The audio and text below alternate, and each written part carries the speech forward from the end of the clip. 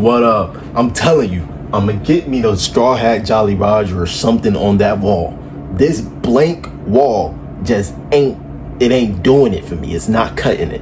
Anyways, tap in, lock in. We talking about Spawn 1967, I think. I think that's what the cartoon is called. The Spawn cartoon. It's only one. It's one of one. It's a banger. It is a banger, yo. And I just came off of Spectacular Spider-Man. I'm like, it ain't gonna be too much that get better than this. Let me tell you, Spawn got better than it. Don't shoot the messenger. Don't shoot the messenger. The right message never cared about who said it. You feel me? Yeah. This was peak. This was peak. And Spawn was already my favorite character of all time. Favorite comic book character, if you don't notice. And it's because the whole concept of him is just amazing. It's great. It's great. His whole concept. But I did my homework because I never seen his movies or nothing like that. Yo. So before we even talk about like the whole plot and everything of this story, this will be spoilers, by the way, for the show. If you ain't watch it, go tap in. But and then come back to this, because what the fuck you doing? Leave a like for you, boy. But before we talk about the plot, I just want to talk about the animation and the voice acting. Yo. If I could give it 1,000, I would. But that wouldn't even do it justice. I gotta give it 1,000,000.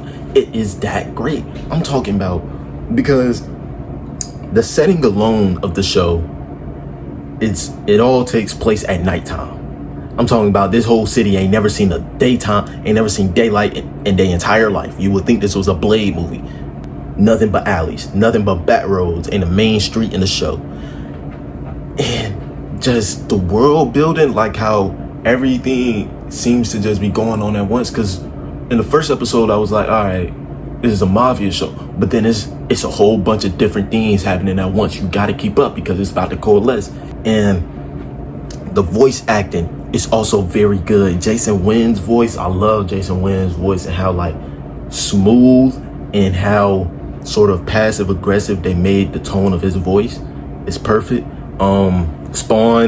Spawn got some of the best voice acting I've ever heard in my entire life, and that's even out of animations, in movies, everything. Spawn got some of the best voice acting ever.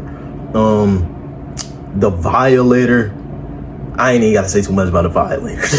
he gassed. You know what? I'm gonna say too much because when we go into one of my favorite scenes in the show is when he's talking to Spawn after he reveals his true form. And I went back and I looked at an episode and they was talking about how you can see when he's walking, you can see the shadow of his true form on the wall. And I love that little detail when I went back and watched. But yeah, when he's talking to Spawn and he's like, you ever seen something that's so but you can't not look at it?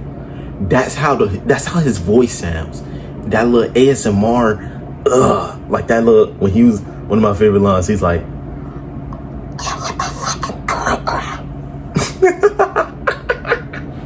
that's hard, because he literally just always in the background of everything that happens in this show. And I love that, because you can say that Jason Wynn, of course, is the big bad in all this, but the Violator really is the one pulling the string, as he knows what Spawn is supposed to do. And that's when we get into the plot of this show. So the whole thing about what Spawn is, he died, he was a soldier, and he died, he went to hell.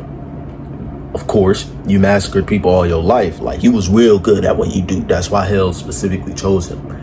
Even the Violator says it. And he makes a deal with the devil to come back to life, to see the love of his life, because he had a wife when he was alive, thinking that, oh, I'm right back to it. I'm right back in there. He didn't remember, though, that he died in a fire. The devil wasn't going to repair that for you. You made a deal with the devil. You should have checked the contract. He died in the fire, so his skin is all burnt up. So the devil gave him this sort of exoskeleton. That's his actual body now. That's not even a costume.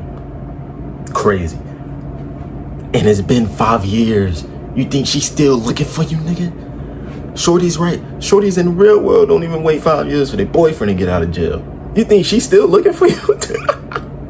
Now, granted, Wanda a good woman, but you gotta move on, bro. You gotta move on with your life. You feel me? She got a whole husband now. Damn, in 5 years, she got a whole new husband and kid. And not only do she got a whole new husband and a whole kid, because you couldn't push it out. You shooting blanks. Your fire rounds not hitting, my boy. But it's your coworker, your homie. Damn. And he can't do nothing but look, because his appearance just isn't nothing like they would be able to recognize. It's I feel so bad for him. It really hurt a real nigga heart, yo. It really hit you in your chest. And another one of my favorite scenes, once again, double back to the voice acting. When he's in the alley and the anguish you can hear throughout his voice in almost every scene, by the way. But when he's in the alley and he's literally trying to just rip himself apart at this point, he's like, no, I came back for you. It's so good. I done fell across a gold mine. It's so good, bro. And when he was talking to Merlin, and I forgot what he did. I think he stabbed himself, and he was like, see, I can't even die, all this stuff, and I can't even end it. Why am I here? And the whole immortality thing, it's like he has to come to terms with the fact that he's not human anymore. He has to come to terms with the fact that he can't have his life back. And that's what he struggles with the entire show. Because yes, there's fights in the show, and the fights is good. I'm not gonna lie, but it's so obviously one-sided. And I love, at first when I used to watch it, I was like, these fights could be longer. But no, it's a good thing that they show just how one-sided it is, because it's like, yeah, you way different. It's way different now. You on a way different field from who you used to be. These niggas can't even hurt you no more. And him realizing just how powerful he is, he's like, oh, this isn't right. It's not right. What am I?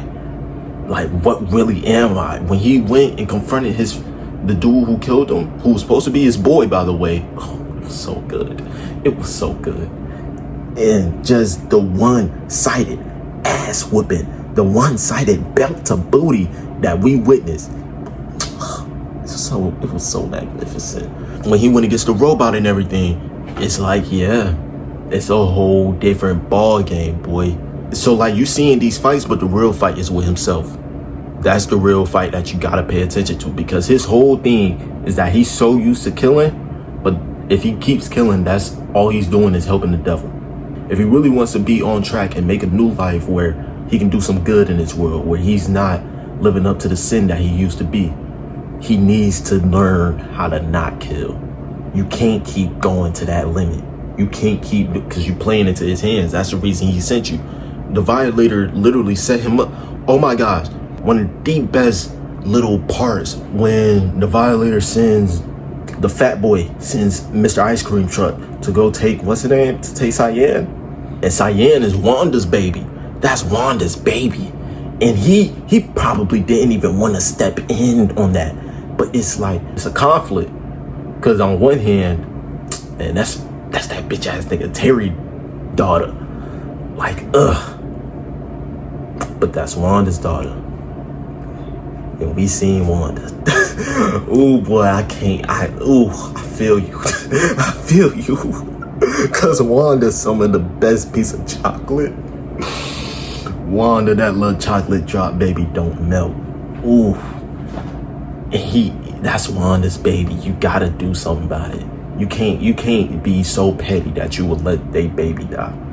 So when he went to go do that, in the pure anger, and you can see he was really struggling with not killing dude, and the Violator literally set it all up so that Spawn can go that limit, because he knew he's playing in his head like, oh, come on, man. Terry took your girl. And he probably set you up. They both probably happy that you're gone now. And it's just in his head, because that's what the Violator does. He plays with your head. You don't really got to do you physically. It's about what he can get you to do. That's all he's there for, to get you to do what the devil needs you to do. And he let him go. And he let him go. And when he's talking to Cyan, he could have literally revealed himself right then and there. But when he took off that ring, that was the start of when his character really began to grow. He took off that ring, he handed it to her. It was like, go be with your mommy now.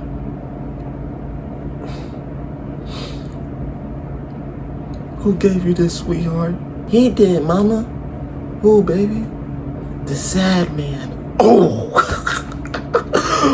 So we're gonna talk about the other characters as well. I love how they did the whole thing with Wanda and Terry, how they didn't leave them out of the story.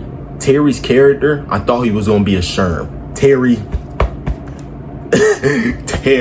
you my boy, you my dog, because he literally, one of the big things when Spawn found out who killed him, he immediately went to Terry set me up, because Terry works for Wynn, and Wynn was the one who sent the hit out on Spawn. So it's like, if the math in the right way that I think it is, if things is adding up, all roads lead to you. So he literally watching Terry get chased down, because Terry discovers this whole thing that's been happening right in front of him, just under his nose, and he's literally just been helping without knowing. He literally finds out, and he's trying his hardest to make Wynn own up to what he did. And Spawn is watching all of this happen. I know he wanted to let Terry die, and I'm happy he didn't, because that whole episode, I was literally watching and I was like, he done got shot. He done got shot. He done fell through the roof. My boy, are you gonna help him? Like, are you gonna help him? You just gonna sit there and watch? The episode is 30 minutes. I promise you, he ain't take action until the last 6 minutes of the episode. It's the funniest shit. Bro, help that man. Help him. And I was like, bro, because I feel you. I really do, but you can't let that happen. You can't let Wanda lose another spouse, and he was really fighting with it.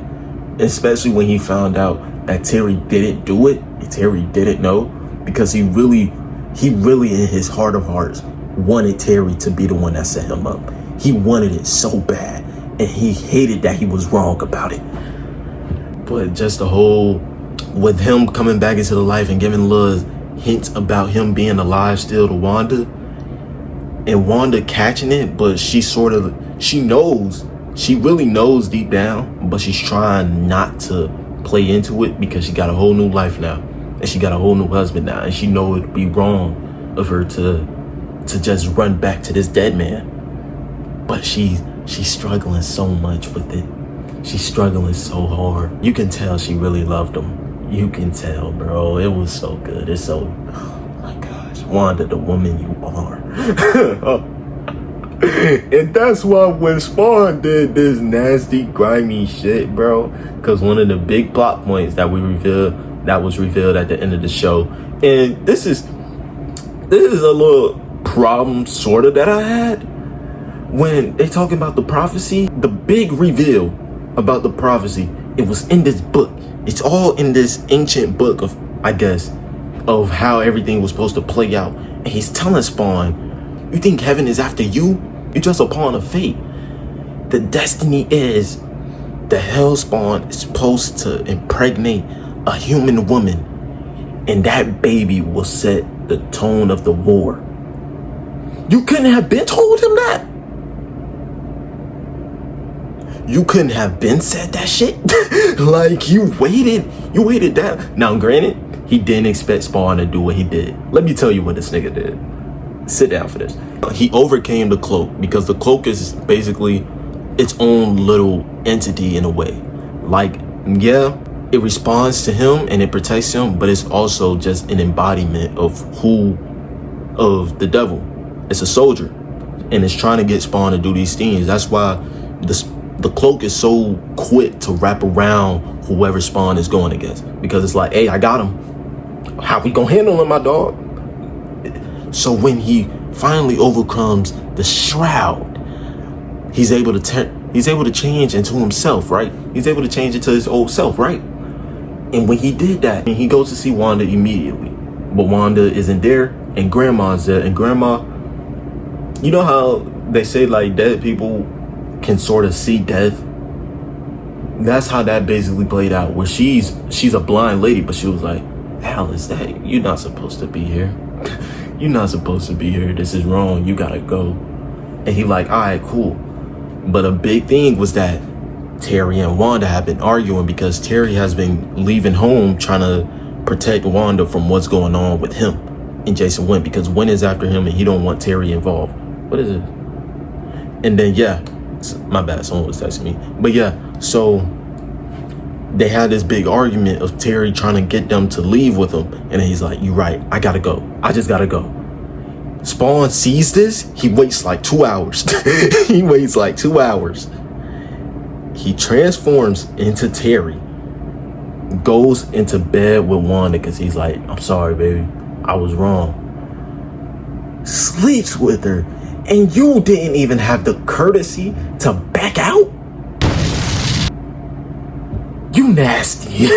I'm sorry. That's probably the most trifling stuff I've ever seen in any show, any series. That's vile. That's vile as fuck. I'm not gonna lie. The audacity that takes, immaculate. Why didn't you at least back out? What the fuck? Like, yo. And when Merlin hears that, he's like, you went and you slept with her? That's the first thing you do with your powers? Brother, like, yo, come on, man. Come on, what are we doing? That's terrible hooping. And he just now want to start feeling bad about it. Nigga, you shouldn't have done it in the first place. Like, you ain't got no conscience. And then when Wanda finds out, she having a whole debate with herself about keeping this baby or leaving it. He been shooting blanks all his life. The devil, that nigga Malebolgia. Oh, that's another favorite scene of mine, where he's talking to his dead corpse, and the corpse is like, you made a deal with Malebolgia, stupid son of a bitch. You made a deal for your soul. And then, oh, this a long ass video, ain't it? You've been seeing me for a minute. But Jason Wynn, because I do need to talk about Jason Wynn. Jason Wynn, top tier villain, because this whole show he's losing, right? But you really feel like, alright, he's losing, but you got to get rid of him. No matter how many people Spawn get rid of, Jason Wynn got his toe dipped in every single pool there is. He controls everything. And then there's the whole thing with the fate and how basically they basically tied Al and Jason Wynn's fate together, where the whole build up, the whole thing, everything that the Violator did was just so Spawn can have enough anger to go out and kill Jason Wynn, because the devil wants to have Jason Wynn come back as another Hellspawn. So then he has 2 top tier soldiers. That's one of the big plays that the devil had in mind. And that's why he was literally fighting with himself to not kill Jason Wynn, because he's like, I can't deal with you in the afterlife. And I was happy. I was so happy that didn't happen. But then when we found about the mask, I said, oh, fuck. You fuck. The war mask is basically this mask that give you like the hell-like powers, but you need a lot of mental fortitude or it's gonna corrupt you immediately. And the general was the only one who wore that mask and didn't lose a face. And even then, he put that mask on, and ever since, he been drawing circles talking about something. Don't let the demons take over. He can't get it out of his head. Jason Wynn, when he put on the mask, apparently he didn't have the mental fortitude to wield it, and he got his whole face mangled. I don't like that. I don't like that at all. I don't like that, I'm not gonna lie. But like, it works out, but in a way it's like this whole thing gets a lot more interesting if we give Jason some powers, because the fact that he lost everything meant he had nothing to lose, and that was supposed to make him the most dangerous person ever. If he had that mask, we got competition. But you didn't, like, y'all didn't follow through. I didn't like that part. I'm not gonna lie. It still ended off in a decent way, but I feel like the creator knew that he wasn't gonna be able to get another season, and and that's why he ended off that way. Because the whole thing with the kid, we don't know what happened with the kid. But another thing is the bounty hunters. The bounty hunters barely did anything. We got Shorty with the bob. And she was moving. She made her little moves. I'm not gonna lie, she did make her little moves. But I feel like she kind of folded too fast, you know? Like, she saved him like twice and then was like, "This isn't you, Al," and kissed him. I mean, okay, hoop, I guess. Like, it was interesting, but I did like her. It was just one of those scenes. One of the funniest scenes about this show, when Merlin is talking to Spawn about heaven sending bounty hunters, and Spawn was like, "What type of heaven sends bounty hunters?" And he goes, "What you think he was gonna do? Send a carpenter in sandals? If you know, you know." You better hope the Holy Spirit don't pull over them chocolates. It's over with. But yeah, so let's talk about the cops. Twitch, and my boy, and I'm gonna call him Big Gerald. Twitch and Big Gerald. Man, that's another thing that I hate, that we don't get another season, because it seemed like Twitch was finna have some prophet powers now, all of a sudden. But Big dude, how he handled the commissioner after he found out who got to Twitch. Boy, because I thought he was gonna be this incompetent cop, but at the same time I was like, ooh, he moving like Commissioner Gordon in a way. I don't know. I'm invested in him. Boy, I cashed out. The cops, my boy. I'm rocking with you, my boy. Oh, I wish we had another season. Fuck. Boy, I wish we had another season. Literally so much build up happened with the bounty hunters talking about some next time we coming for that baby. At the end, Jason Wynn, if he got the war mask, would have been great build up. Twitch being a prophet. Spawn finally relinquishing, like, he's finally accepting his humanity. And if he had accepted his humanity, Jason Wynn gets the war mask, and now you got to clash with this, because now you got to go back to your ways, but you got to be able to overcome at the same time. It would have been so perfect. It would have been so good. Oh man, damn, bro, dang it. Alright, this video too long. Yeah, I didn't expect it to be this long, but hey, I love what I love, man. Y'all get ready for that Spawn video of himself, because we do gotta talk about Spawn a little bit more. I want to talk about Spawn a little bit more. That's about it. Like, once again, if you fucked with it. Y'all boys stay safe though. I'm out.